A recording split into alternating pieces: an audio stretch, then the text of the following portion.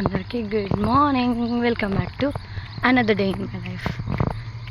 ఇది ఏందని చూస్తారా, ఇది నేనైతే ప్రొద్దున ఇప్పుడు 6 అవుతుంది టైము. వాకింగ్కి అయితే వచ్చిన, ఆల్రెడీ స్టార్ట్ అయ్యి కూడా 20-30 మినిట్స్ అవుతుంది. అదన్నమాట, ఇట్లుంది ఇక్కడ గ్రీనరీ లొకేషన్. మీరు అందరు కూడా చూస్తారని నేనైతే రికార్డ్ చేస్తున్నా. చాలా బాగుంటుంది ఇక్కడ. HMT road, Chintal HMT road అన్నమాట. చాలామంది వస్తారు. నేనే లేట్ అయిపోయినా, చాలామంది ఆల్రెడీ వెళ్ళిపోయి రిటర్న్ అవుతుంటారు. నేనేమో ఇప్పుడు వెళ్తున్నా అనమాట. నేనైతే వాకింగ్ అయిపోయింది, ఇంటికి వచ్చేసిన. ఇంటికి వచ్చేసి ఇక్కడ దోశ వేస్తున్నా, ఇక్కడ పాలు పెట్టిన, వాటర్ కూడా పట్టి పెట్టిన, వేడి చేయాలి. ఇదేమో మా యాక్చువల్గా బాక్స్లోకి. ఈరోజు 8 to 12, half day and 12 o'clock వరకే. ఇంకా తొందరగా లేపాలి. రైస్ కూడా పెట్టేసిన, ఇప్పుడు దీనికి ఇచ్చేస్తా.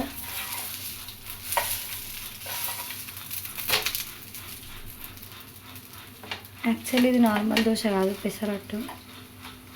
మా పక్క కూడా జర ప్రాబ్లం ఉంది, అందుకే ఇట్లా వస్తుంది. పర్లేదు, బాగానే వచ్చింది ఆయన కూడా. దొండకాయ కట్ చేసిన, ఫ్రై అయితే వేస్తున్నా.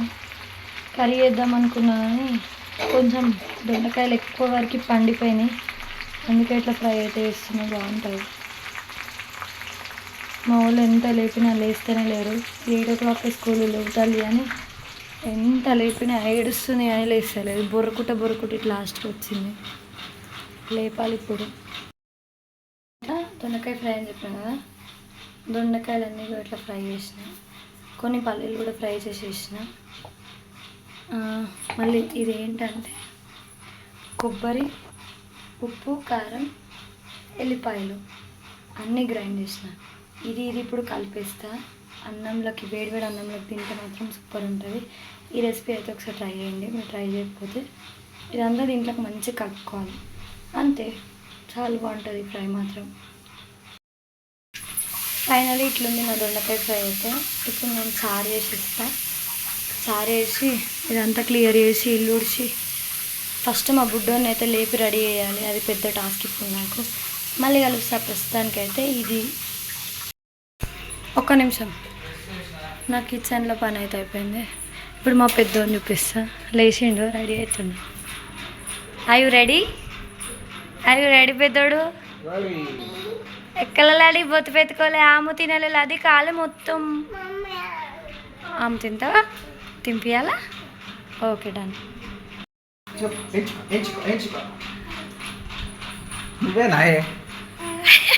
చూపి అబ్బరి ఐడి కార్డు చూపియే. వావ్, ఎంత క్యూట్ నోవేవి నువ్వు. Good girl. మా మంచిగా ఆగవు, మంచిగా ఉంటామ్మా. ఇది లోపల వేసుకోవాలి, ఇట్లా బయటికి కనిపించొద్దు. తాడు ఆగు, గుంజొద్దు అట్లా. నువ్వు గుడ్ గర్ల్ కదా. ఎంత కిందికి వచ్చింది చూడద్దింది. ఏం తెచ్చలేదు. A4 size పేపర్లు అంటే 2 కొనిపించి ఇచ్చేసాయి వాళ్ళకి. నో బ్యాగ్ డే కదా, ఏమైనా యాక్టివిటీ చేపిస్తారు అనుకుంటా స్కూల్లో. మెసేజ్ ఇచ్చి 2 A4 size పేపర్లు కొనిపించి కానీ A4 size పేపర్లు అయితే కొనిపి, మర్చిపోకు. బాయ్, మంచిగా ఆడుకో. ఈరోజు ఎట్లయినా బ్యాగ్ లేదు కదా, ఏం చదివియ్యరు. వీళ్ళకి చెప్పులు ఇవ్వాలి, పోయేదాకా చదువుతూనే ఉండాలి. వీళ్ళకి ఎవ్వరు చేయరు. మళ్ళా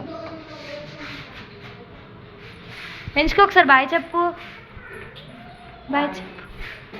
కిచి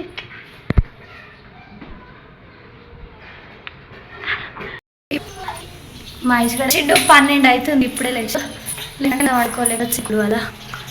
ఇప్పుడే లేదు పిల్లచిన కొన్ని పళ్ళని బాతింగ్ చేసిన అంటే అంటుంది వాళ్ళ కావాలంట. ఇంకా కొంచెం టైం పక్కన వెళ్ళి తీసుకొస్తా అన్నది, ఇంకా రావట్లేరు. అదే చూస్తున్నా నేనైతే.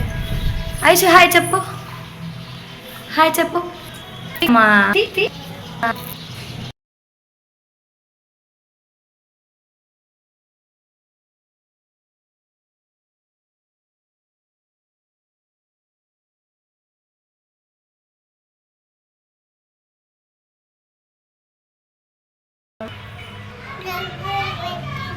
ఏం పెట్టింది?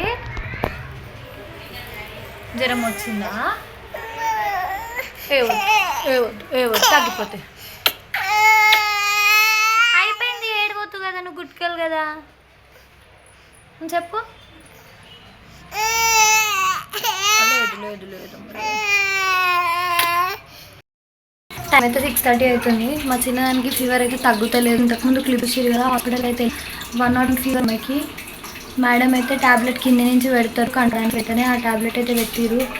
అట్లనే అన్ని టెస్టులు అయితే చేయమన్నారు, ఎందుకంటే ఆల్రెడీ 4-5 డేస్ అవుతుంది అంటున్నారు కదా ఫీవర్ వస్తుందని.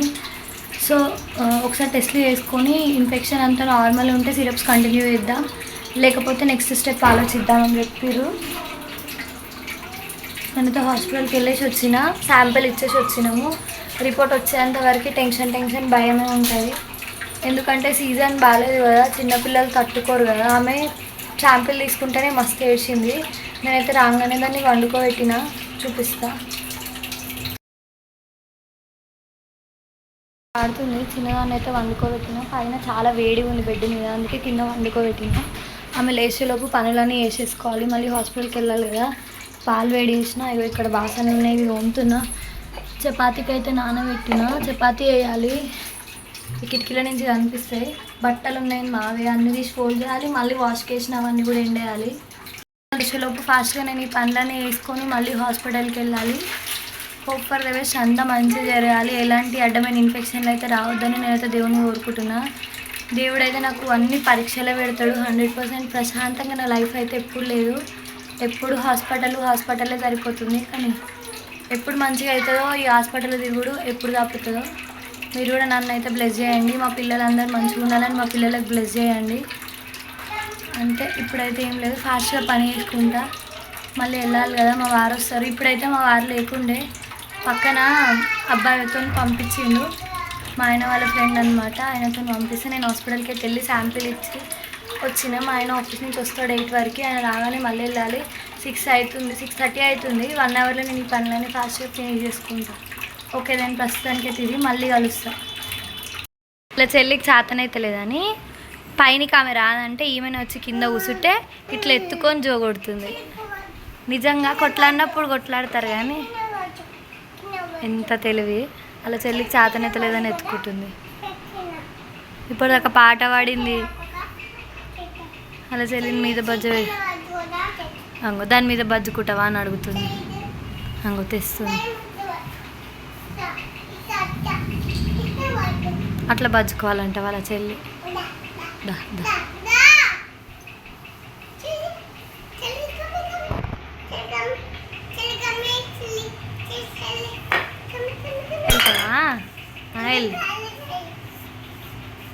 అమ్మో విలువంగానే పోతుంది.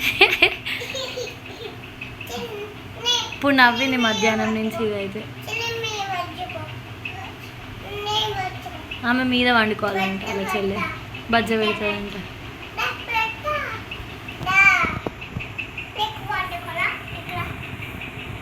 చెల్లికి జోగొట్టమ్మా వెంచిక, చెల్లికి జోజోను. అటు తిరుగు చెల్లి దిక్కు తిరుగు.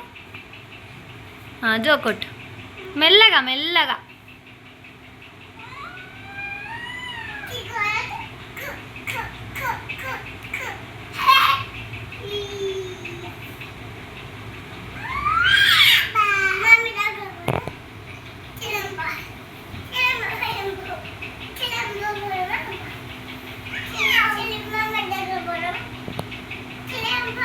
బంగారు తల్లి.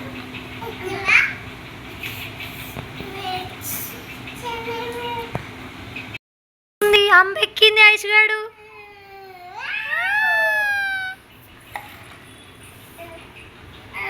అయిపోయింది అంబ. మా పిల్లల బాధకి ఆడొక చెద్దరి అవి తీసుకొని రమ్మంటారు, దాని మీద వండుకుంటా అంటారు, మళ్ళీ వండుకోరు, కథలు పడతారు.